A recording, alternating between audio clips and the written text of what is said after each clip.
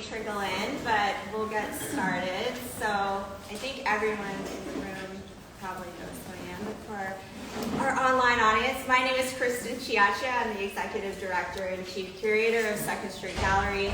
We're a 501c3 nonprofit art space here in Charlottesville, Virginia.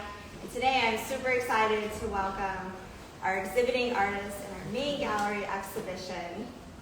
Would you like to introduce yourself? Let's go down the line and just say your name and okay. Good morning. I'm Elizabeth Purdue, the photographer. My name is Giselle Gautreau, and I am the oil painter and encaustic painter. And we are sitting in front of And I'm Laura Caldestimer, and I do the botanical watercolors on paper and vellum. So our current exhibition here in the main gallery opened on October 7th, and it will be up through May 19th. And so maybe I'll get started with a couple of questions, and then I try to make these artist talks more, fun and conversational and laid back. So let's go. Let's do it. So one thing I'm curious about, so I know that Giselle, you and Laura applied for our open call for, actually it was for season 48. We're currently in season 49. The two of you applied for a two-person exhibition, and timing didn't really work out for that season, but I invited you to exhibit in this current season, season 49, and you had mentioned that, perhaps,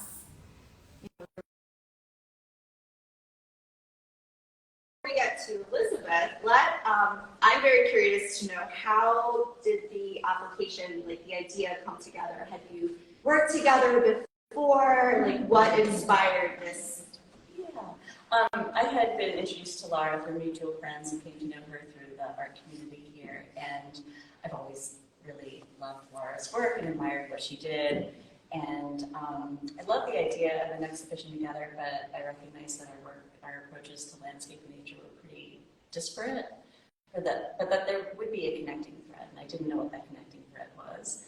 So I reached out to Laura and I was like, hey, do you want to do a show? I'm thinking of putting together a proposal, but we both agreed that it seemed like there needed to be another element that would connect those works, and so in that proposal we were hoping that you would help us find Arthur, yes.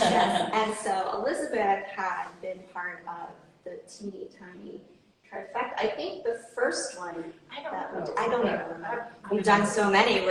This year we'll do number 6. But and then Elizabeth had also applied for a solo show in the Dove Gallery. And when Giselle had mentioned that there was an opportunity to bring in a third artist, I immediately thought, oh, Elizabeth. Her work would be perfect, and then the introductions were made. So actually this show, we've been meeting and planning probably for about a year or more. What I loved was when you introduced Elizabeth's work to us, she and I had the same immediate reaction. It was like, we were both like, it was this immediate, oh my gosh, yes. Who is this person? And yes, so, yeah, really? Yes, yeah. Well, we realized you're perfectly connected in between for us. It really, It's the very detailed stuff. Yes. Detailed focus work, and you were sort of this in between, but with the background, and then you were the moving landscape. So you were the perfect set. Well, I thank you. I didn't know. I was very nervous and thrilled. But, yeah, I think it worked really well together, especially that little grid over there. Yes. I mean, and now, all eyes are on us right now for the artist talk, but, after the talk, and I'm sure everyone has already had a chance to look at the show, and if you're not here, you can go to secondstreetgallery.org and see some of the work in the exhibition and kind of browse through and just see, how different and yet the similarities between these works, absolutely. So what has your experiences been, have been working on a group show? How was that different? What different approaches or what approaches have you taken that were maybe different from if you were planning a solo exhibition? How has it been working with, because it's not just all about you, It's there's two other people to think about, and so I'm interested to hear, if there are any kind of modifications that you had to make in your artistic practice to prepare for putting together a body of work for group show. Well, for me, I do a lot of other paintings and sketches and multi-species paintings that might be in color. But for this show, we decided like my work would mainly be monochromatic or just like neutral tints of like yellow ochre and browns to sort of like bring it all together. And then I picked a lot of paintings that I've done that are like single objects because I wanted to sort of mirror Elizabeth's work. And then we also decided on like consistent framing with like dark frames and like lighter mats. And then, yeah, I had some paintings that had a lot of greens and colors, and so we didn't include those. And so just thinking along that sort of like minimalist plants to sort of mirror what you guys are doing. I would say I would echo that in that because we met frequently, those were opportunities to look at our work together and to see what sort of connected and what didn't connect. And so we would meet either here or at the studios, and then sometimes I had more saturated paintings that were more saturated in color, and then seeing them next to Laura's and Elizabeth's together, it would be this immediate like that doesn't work, and that would inform my work, moving forward into that. So those regular meetings, and then Kristen's careful eye, just also giving us feedback and reinforcing those decisions. Yeah, same. I was working on, I had a lot of this work already existed, but I created a lot of it for the show as well, and I was really honed in on the dark background with the sort of the consistency, and that was the direction, luckily, that I was able to narrow it down, the focus, and which made it a lot easier. Kristen helped a lot with that. So. No, we met many times, kind of helping you pick out like which ones would work for the small grid that works on panel, or what would work in the larger format. And, no, it's just interesting. Of course, I have the privilege of being able to really, you come in and see the finished product when everything is like lovely and framed and up on the wall. But I mean, it's such a gift, for lack of a better phrase, to be able to, for the past year, just seeing everything come together. And, even this painting behind us, Giselle's Fireflies, Virginia Nocturne painting, I mean, just seeing throughout these several months, I mean, it was almost like watching live fireflies, because you would paint them in and pull them out and paint them in. And this painting has changed so much over, how long is it? Last summer, and it was the experience of walking into the woods and wanting something that felt immersive. And I had this idea, and it started out actually as an art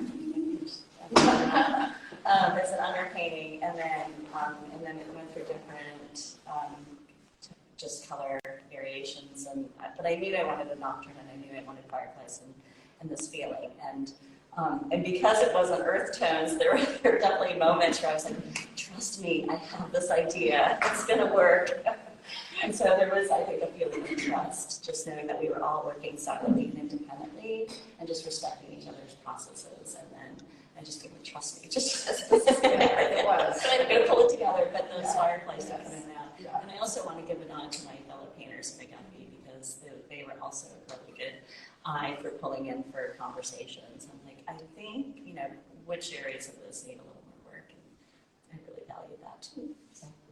But I think like the underlying thread that did connect us to speaking about the awe of this fireflies is that we had some fireflies, we have the insects and Elizabeth, and then all the way down to like the fine details of the petals. And so it's this like continuum of like just the awe and wonder of nature like throughout all of ours. And that started to develop when like you started putting in more insects. You started putting in paths and insects too. And then and your cuts too. Right. Yeah, it really did build. Yeah. I mean, it was scattered, and then we got a little closer and a little closer. And there was a kind of a scary point there for me. I was like, I don't know if I can make enough stuff. And then just working and honing in, and You had the same thing, right, when you were creating, yeah. It all came together really well. But it is interesting because, I will say that, I had this, idea of bringing the three of you together, and then, we met in the studio, and then I will admit that I had this, and this usually happens with me, is I had a moment of panic once the work was delivered to the gallery when I was standing here by myself, and I was just like looking at everything and all the different sizes and everything, and I think I had this moment where I was just like, what have I done? Like, how am I going to put this together into a cohesive installation? And then, just take a deep breath, and then, starting to move things around the gallery, and then, yes, this is what we had been, planning and talking about all this, and then it started to come together, and then I had sort of this preliminary layout, these different ideas, and then the three of you came into the gallery, and we came in and, moved some things around, and it's always, sometimes I work in such a bubble and it's so isolated too, also artists, I'm sure, you can absolutely relate. So it's always so great to have this kind of feedback, and then, yes, or I hadn't thought about that, or just reinforcing, these ideas that maybe you had thought about. So, You were so calm when you dropped it off, though. I win an Academy Award there at Second Street Gallery for some of my performances, but that was it was a very, quick moment, and I got over that quickly, but it was, by the time you got here, it was all good. So, but I should, also jump in, this is a conversation too, so anyone who has any questions, feel free to jump in. It's like, it's not school, we don't have to, and if anyone is, I don't know if anyone's watching, but if anyone is watching and they have any questions, feel free to enter those into the chat, and Steve behind the camera will come in and. I have to say, when the four of us would get together, I really enjoyed that.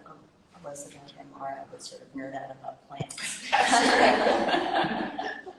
And then there was I don't know what country that is.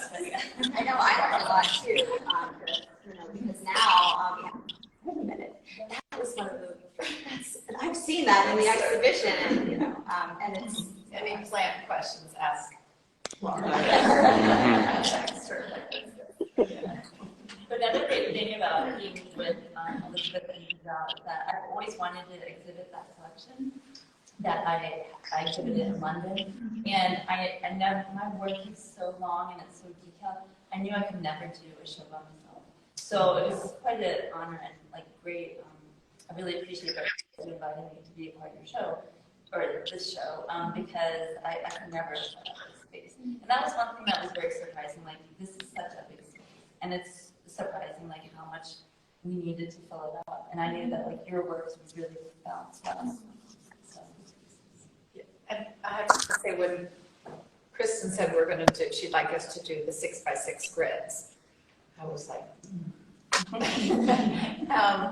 Trust me. I really trust, because I'm not used to cropping so much, and that's a real highlight. I mean, that was something that an idea that I had from the very beginning, and that we had talked about in our meetings. And I think that was because you already had, both Giselle and Laura already had these smaller 6x6 panels, and then, the wheels start turning. It's like, what would be one way in the exhibition to kind of bring everything together? And because, the sizes and the mediums are so different, if we could do something where everyone was working on the same size, and then, kind of merging everything. Yeah.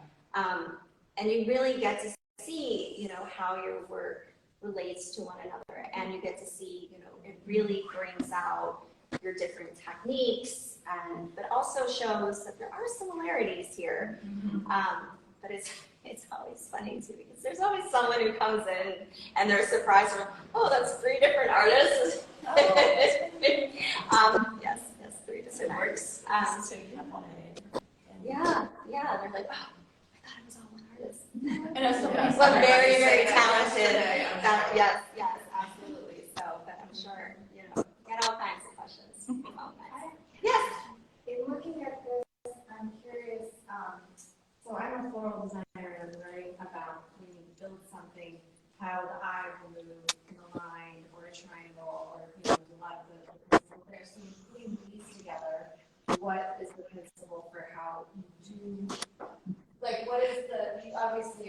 not just like, oh, let's see what looks good together. You're looking at the white versus the black versus the color. So what was the underlying, like, how we made that up? So it's funny, it's kind of hard. So I've worked before here, I worked in a gallery in New York City for almost 14 years. And then coming here, I've been curating my own shows.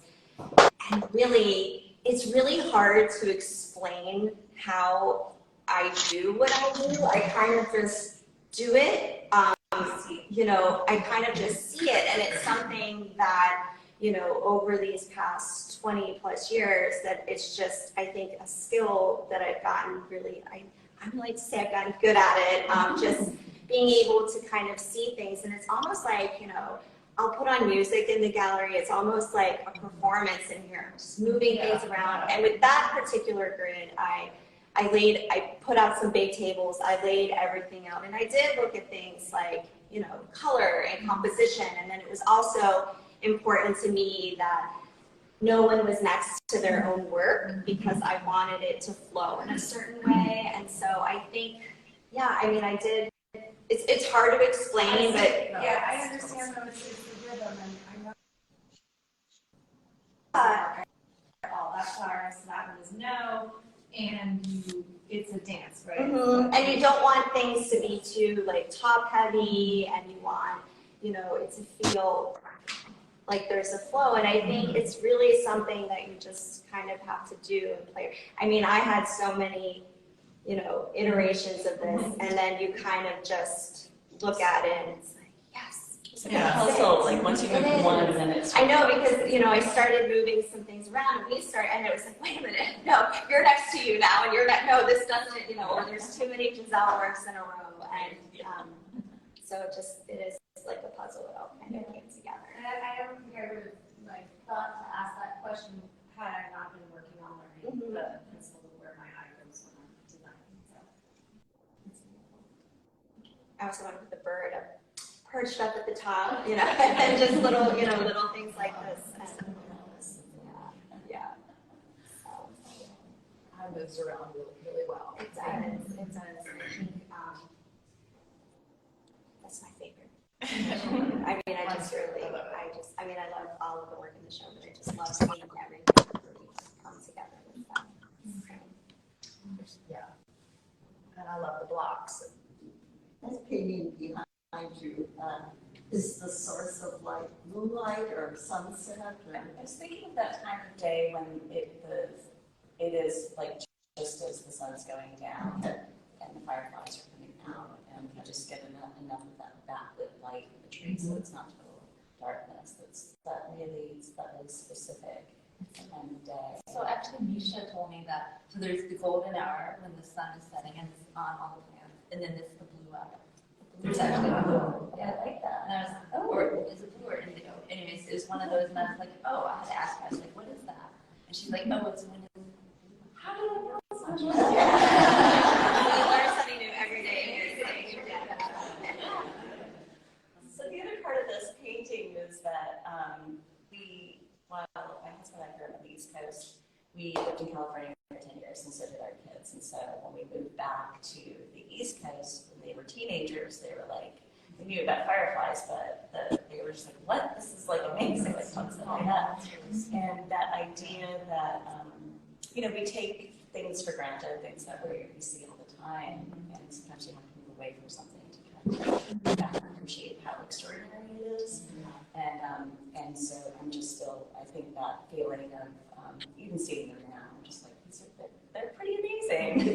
Yeah, they really are. So, It's magical. I think you're supposed to throw one year in. Tell us about the title of the exhibition. Actually, so, we have some ideas for. So what is the title?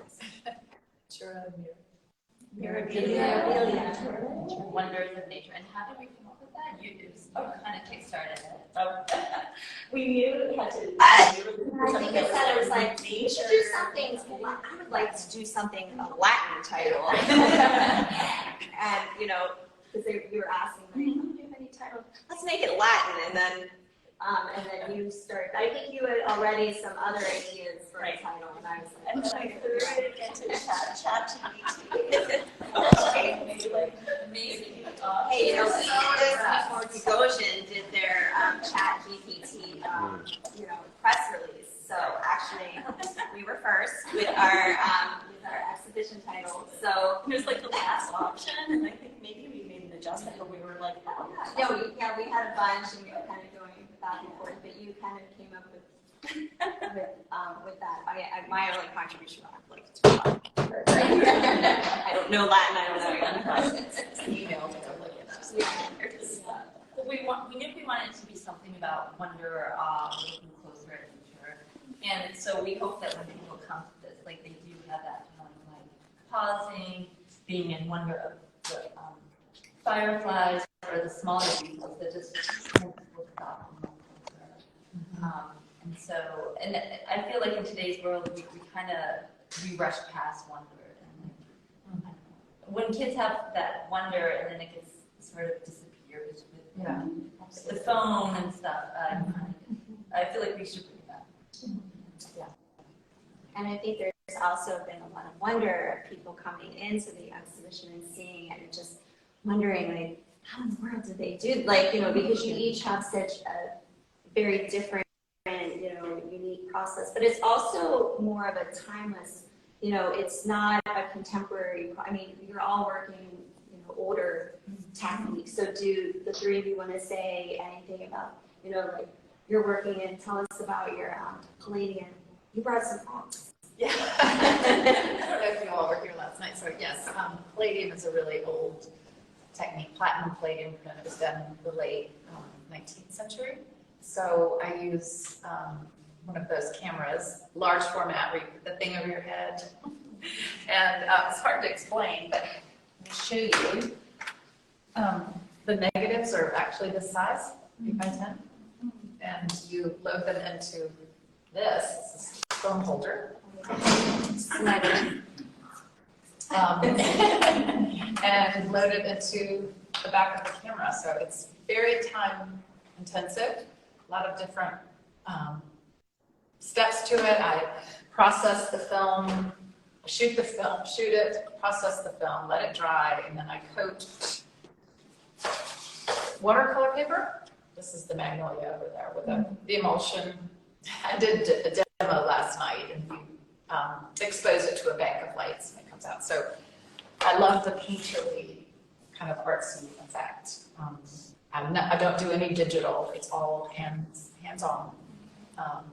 And it's, that's a real commitment. You don't take it, well, I feel like I take 1,000 of them, but it's not like a digital where you're, and then it's, you really work on one for a long time. And that's what I've chosen to do. This is my first show, by the way, so. Anyway. And I also love in your work how there's a moodiness, there's this, dreaminess to them, but there's also so much details. Like, in the poppy stem, you can see the little hairs and the little caterpillar in the work. And so, that was something that came to mind when I was thinking of a third artist, like how to merge like Giselle's more atmospheric work and the intense detail of Laura's work. And that comes through so well in your photographs. They're very simple things, really, that I find that are, like Laura was saying, that they're overlooked and incredible.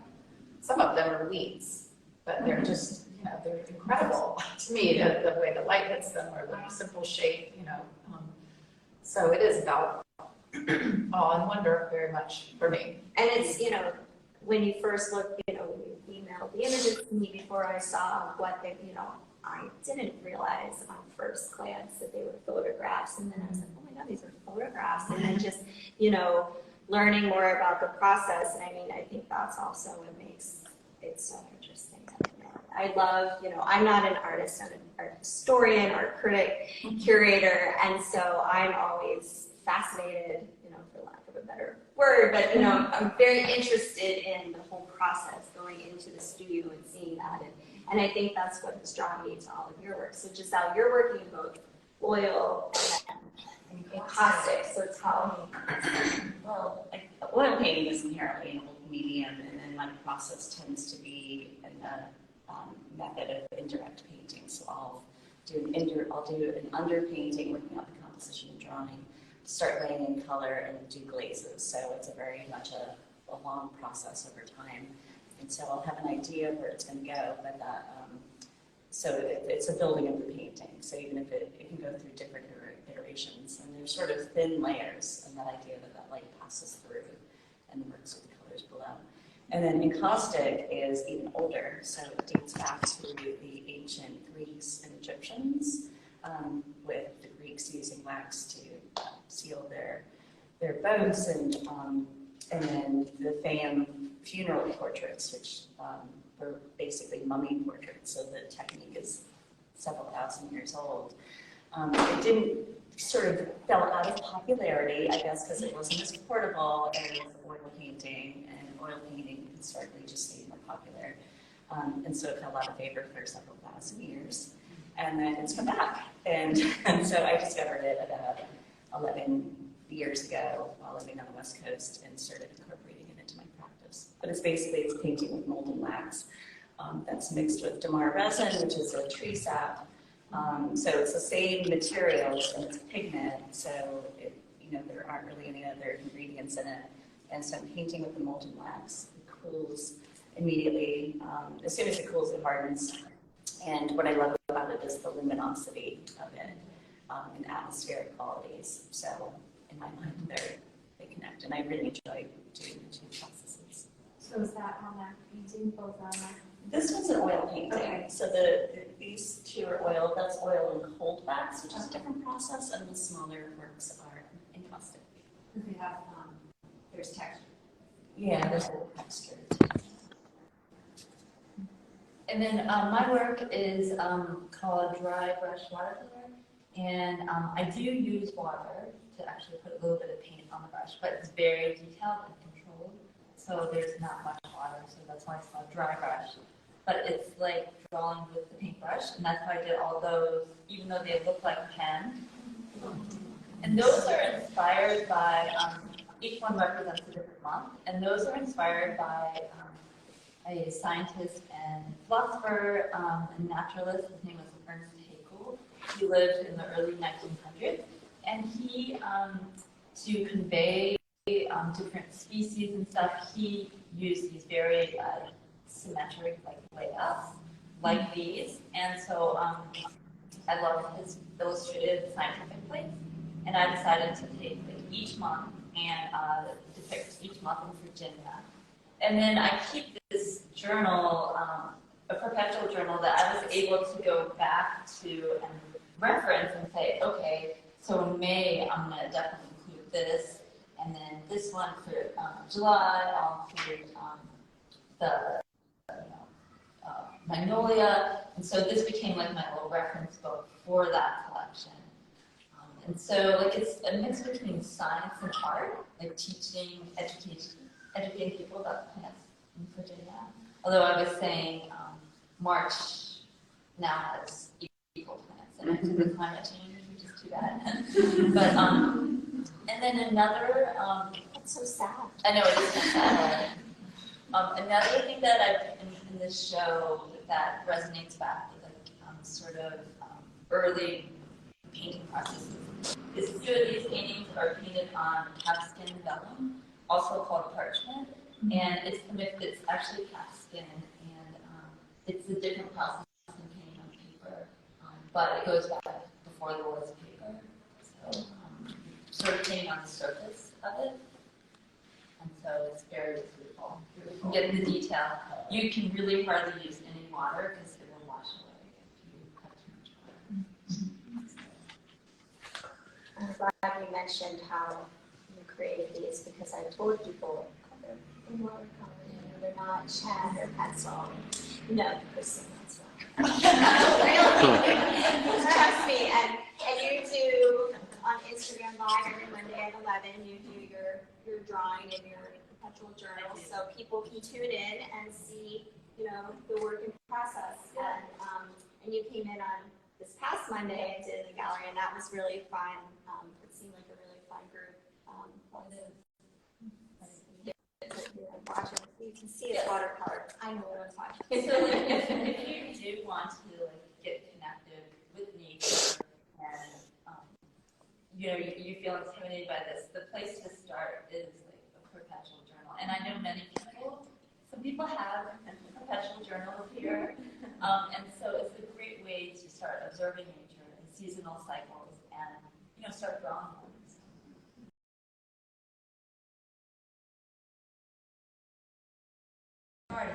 Although that being said, that leaf is from Louis Ginter, and it had fallen off the tree, and they were going to compost it. So I actually brought that leaf home. And then a lot of my things, if you notice, even though I'm a botanical artist, I don't paint flowers very much.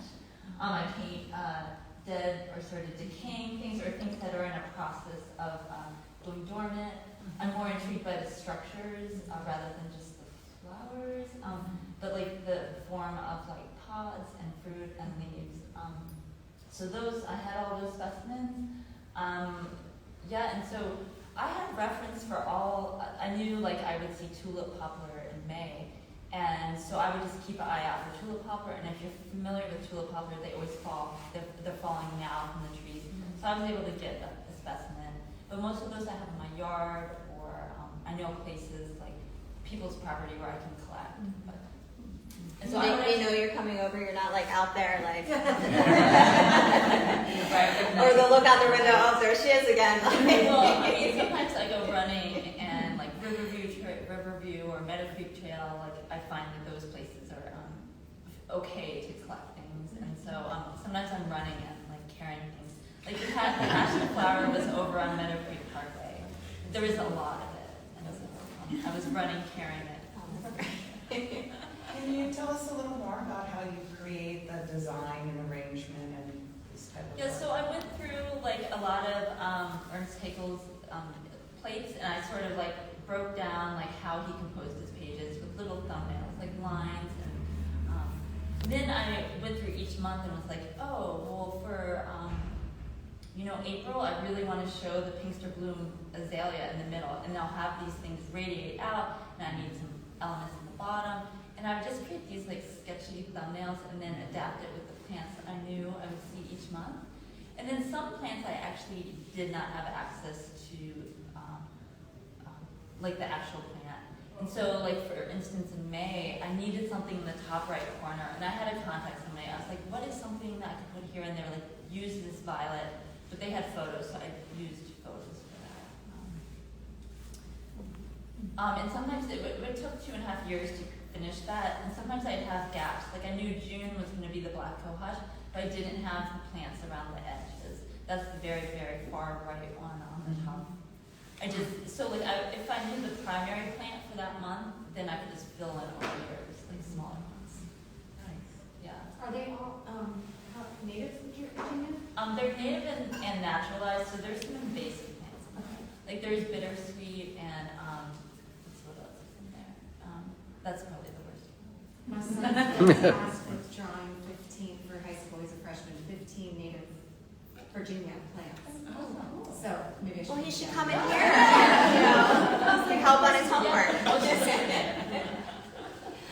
I'm way more than 15 here. Yes. So, oh yeah, what I was going to say about, I love the story you were telling yesterday because you're working in encaustic, which is beeswax, and so sometimes when you have the windows of your studio open, the bees will come looking, come back to the encaustic.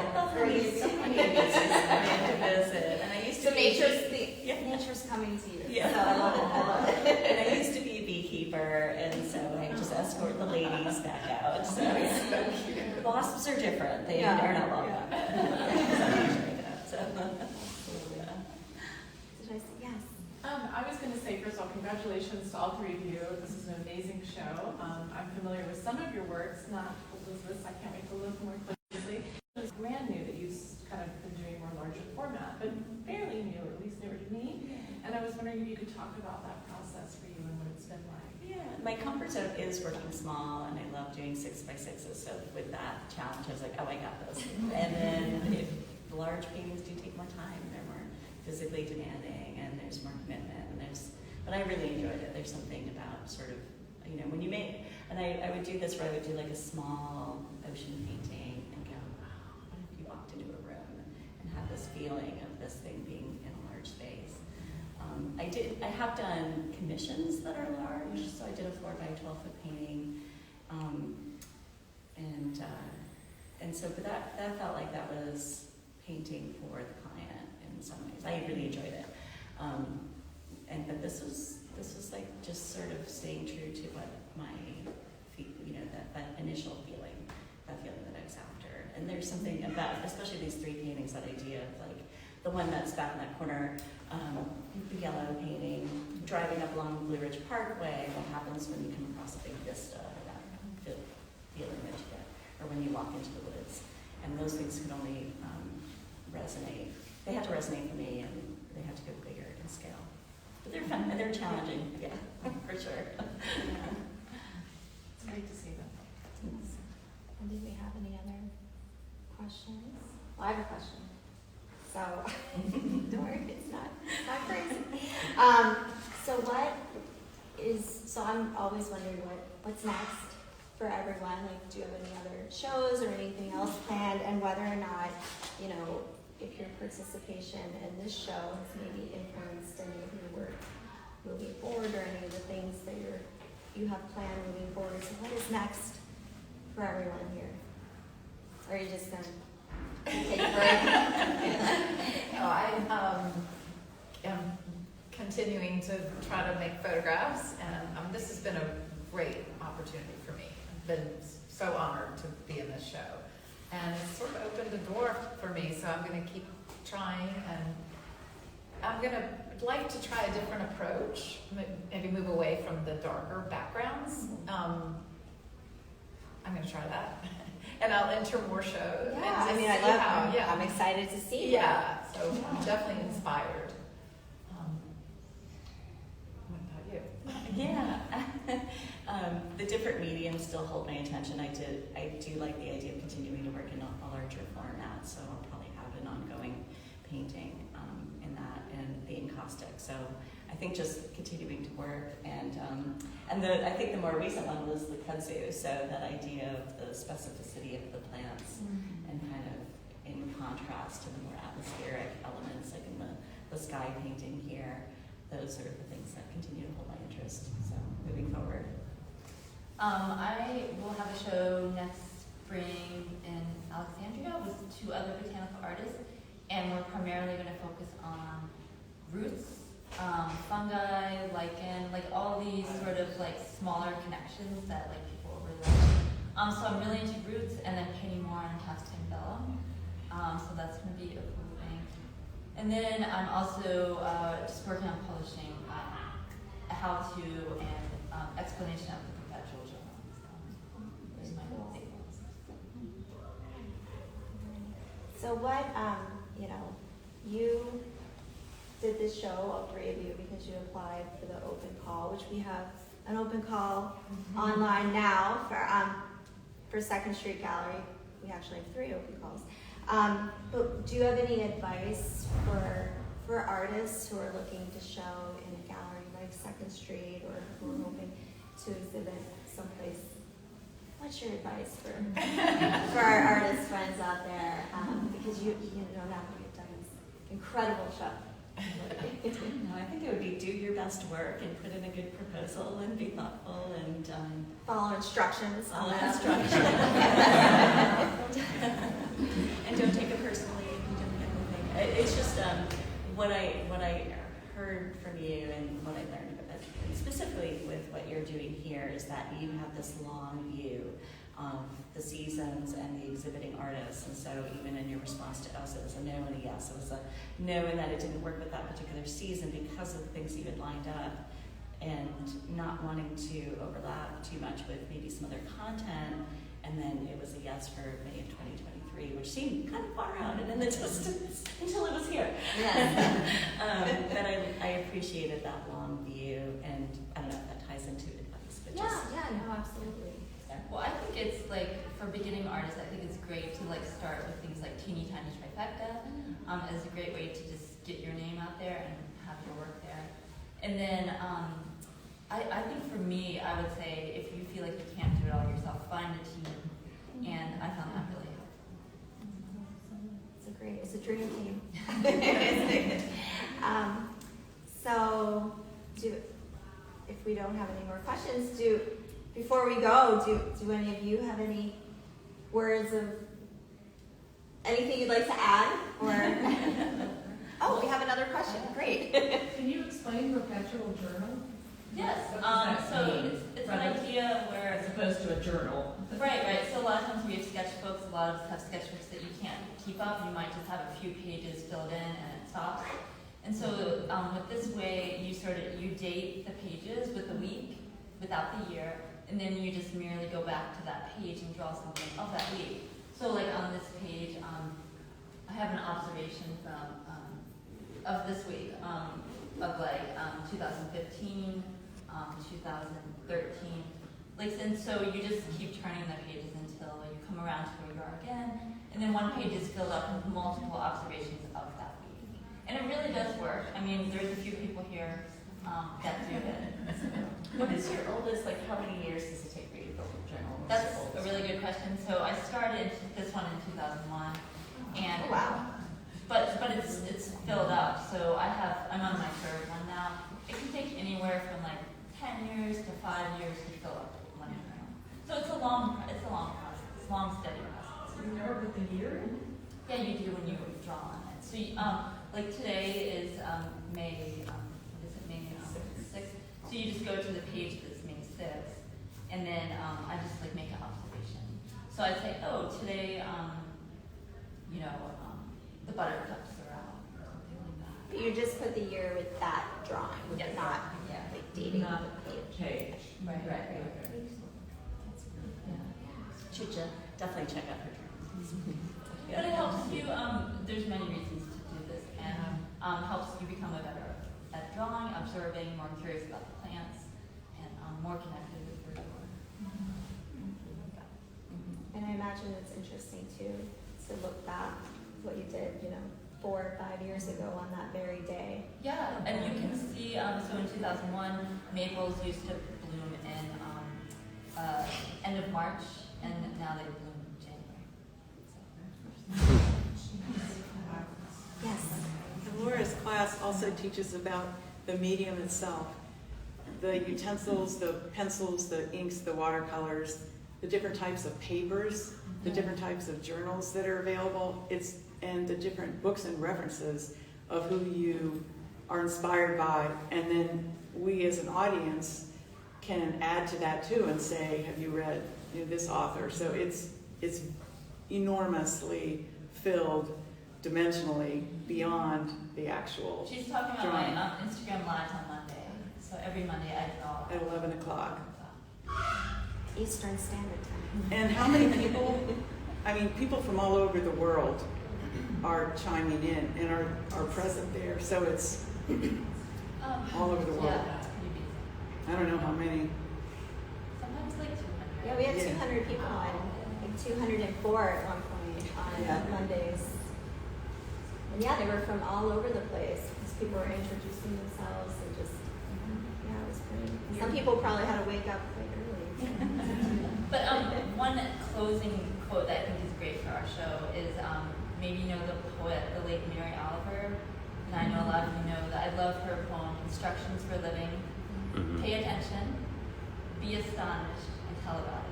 And I think that's just like,